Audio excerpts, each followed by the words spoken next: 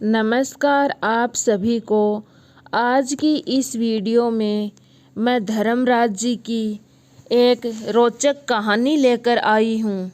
ऐसी ही धार्मिक कहानियाँ सुनने के लिए आप चैनल को सब्सक्राइब ज़रूर करें। दो सेठानियाँ थी।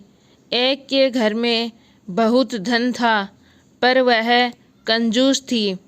दूसरी के पास धन थोड़ा कम था पर वह मन से खुश थी।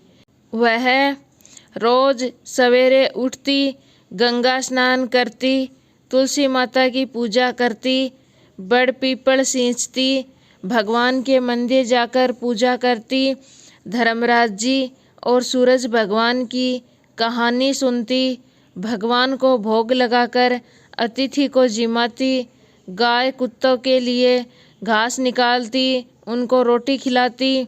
दूसरी सेठानी इस धर्मात्मा को देखकर हंसती और कहती, पता नहीं दिन भर क्या क्या करती रहती है।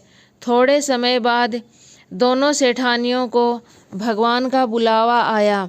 जो धर्म कर्म करती थी उस सेठानी के लिए तो यमराज ने विमान भेजा और दूसरी को दूत मारते हुए ले गए। रास्ते में सेठानी बोली, मेरे को भूख लगी है। तो दूत बोले, किसी को कुछ दिया होगा तो मिलेगा।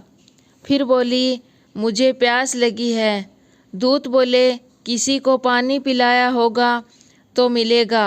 रास्ते में उसे कांटे चुभने लगे, गर्मी पड़ने लगी पर दूत उसे घसीटते ही ले गए।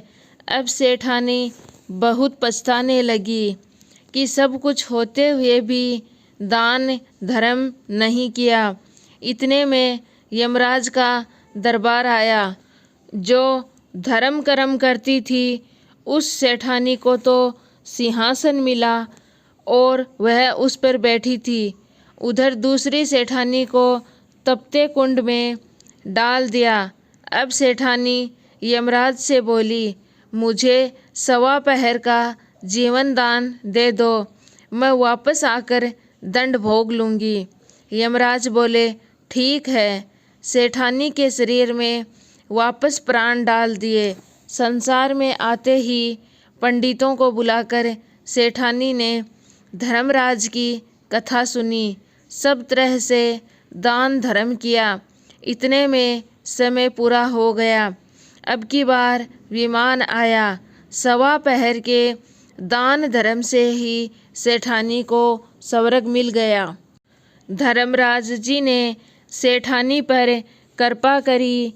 वैसी इस कहानी को कहने वाले, सुनने वाले, हुंकार भरने वाले सभी पर करना।